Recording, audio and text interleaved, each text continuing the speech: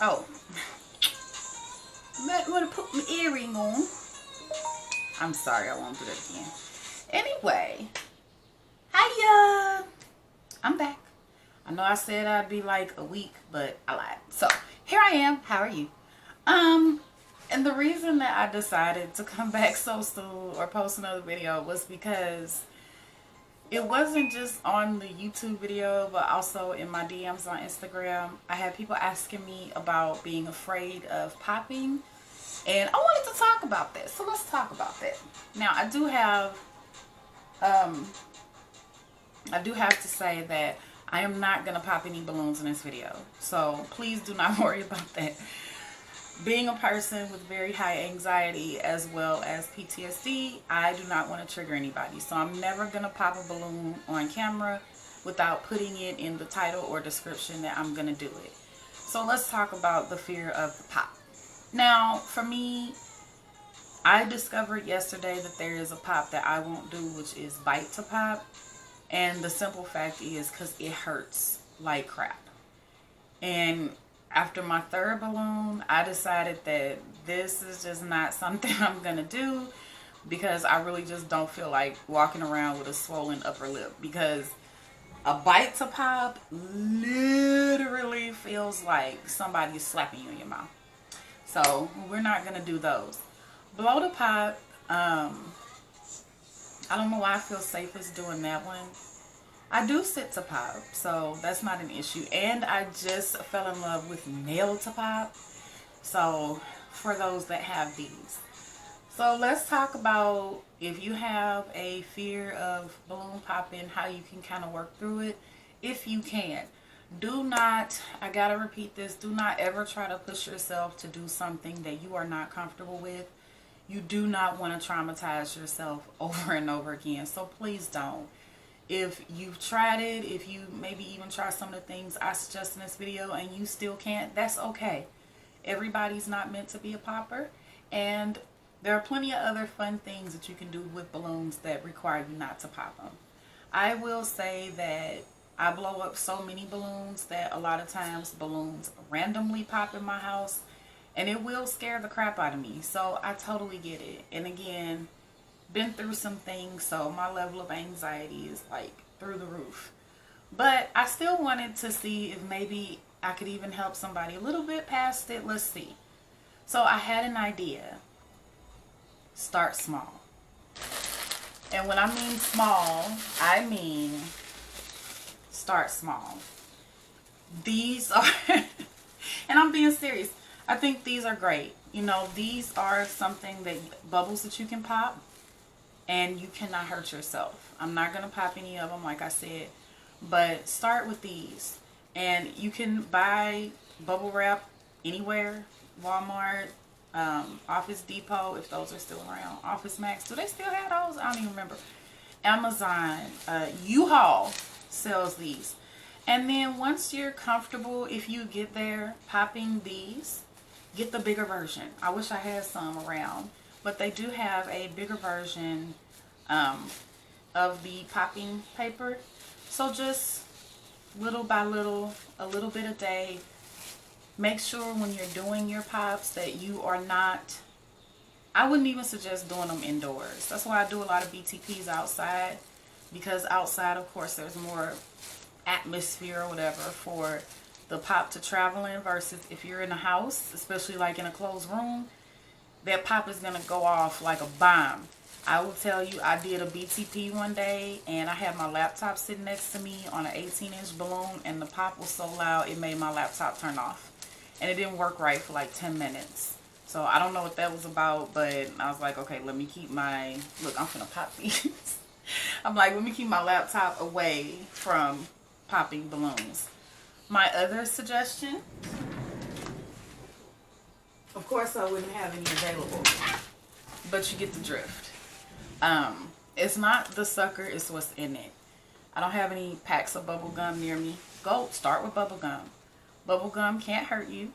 It's a very, very gentle pop, especially if you get like a really good bubble gum like Bubblicious. It's a gentle pop. You can chew half a piece and blow a bubble to get a small bubble.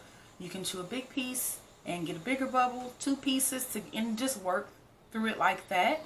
My other suggestion would be, well, I just stuffed this balloon. I want to show it off. But small balloons.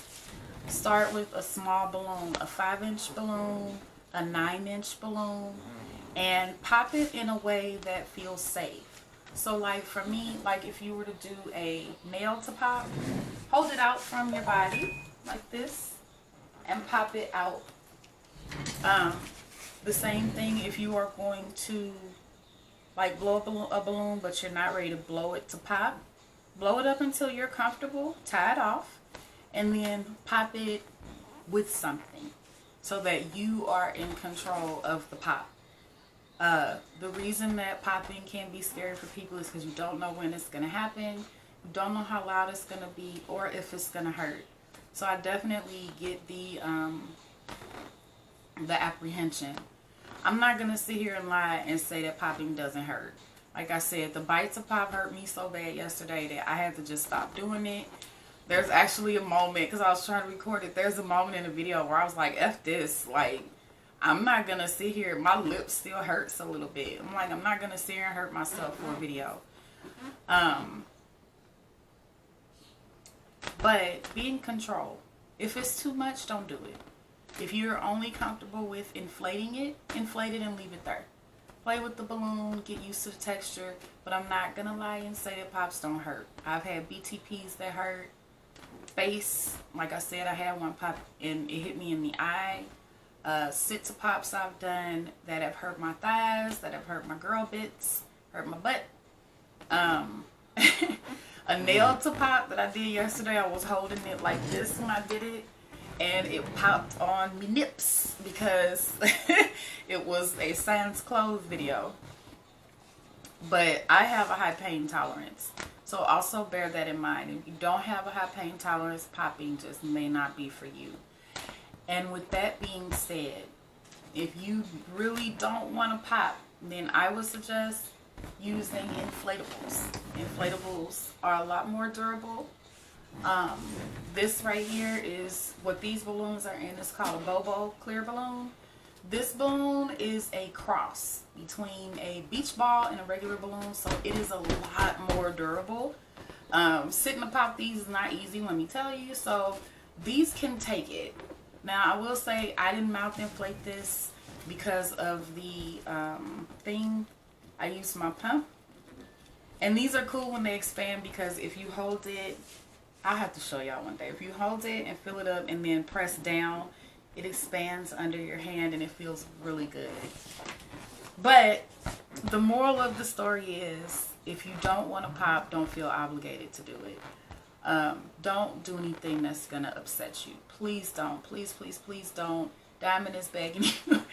Diamond is begging you not to, because what we do, whatever fetish you're into, you should enjoy it. And the instant you stop enjoying it means that either you're pushing yourself past boundaries or it's not really something that you're into. And also, popping isn't everything. There are a lot of people that don't like popping. You can do riding, just riding. You can do humping. You can do kissing, licking. Yes, those are things. Or you can just enjoy the sensation of rubbing on them. I personally love rubbing bobos. They feel good to me. And they're really pretty. So, like I said, start small. Start with bubble wrap or bubble gum. Take your time. I am here. I am on Instagram. Take your time.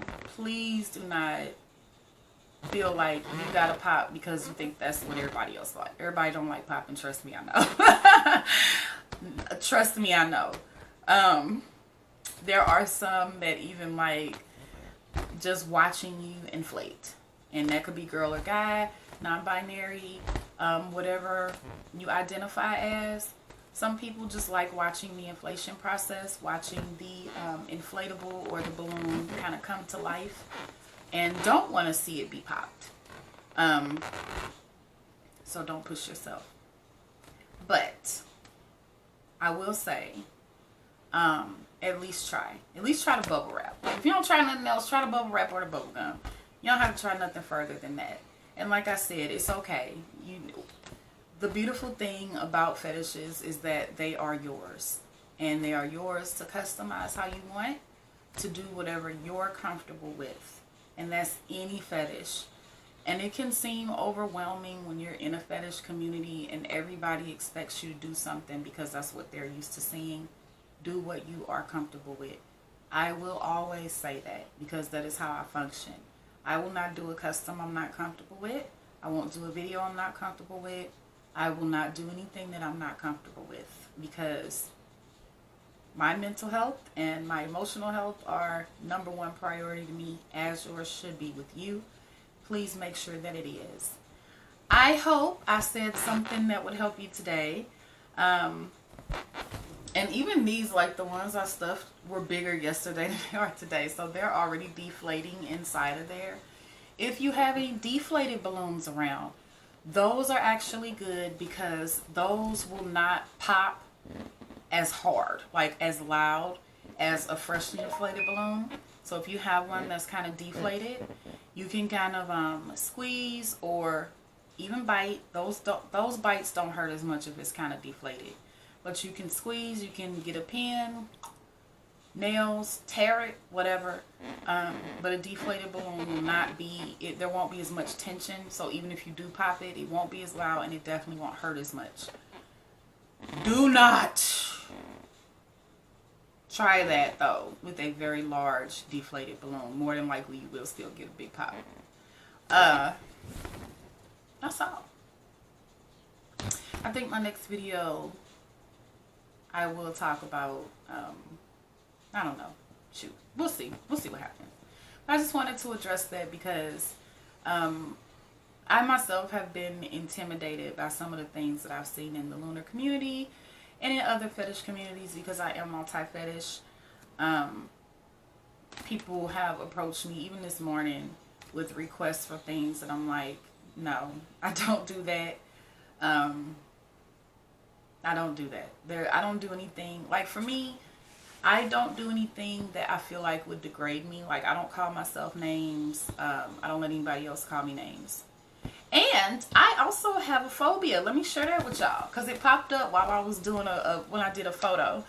I have trypophobia. So if you don't know what trypophobia is, some people call it trypophobia. It is the fear of irregular holes and patterns. I've had it since I was a little girl. I took a picture with some balloons and the way I had them configured kind of triggered the phobia. And what I did was I watched, I forget his name, squeeze out mango worms on here on dogs. And let me tell you, it actually helped.